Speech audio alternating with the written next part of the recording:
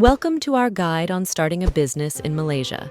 This video will help you understand the essential steps to establish your company in this vibrant market. First, research the Malaysia market. Identify your target audience, analyze competitors, and understand local demand. Next, create a comprehensive business plan.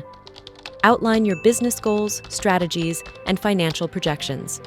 Choose the right legal structure for your business, such as a sole proprietorship, partnership, or private limited company. Register your company name with the Companies Commission of Malaysia, SSM. Ensure your chosen name is unique and complies with SSM guidelines. Obtain the necessary licenses and permits for your business type. This may vary depending on your industry and location. Open a corporate bank account. This is essential for managing your business finances and transactions.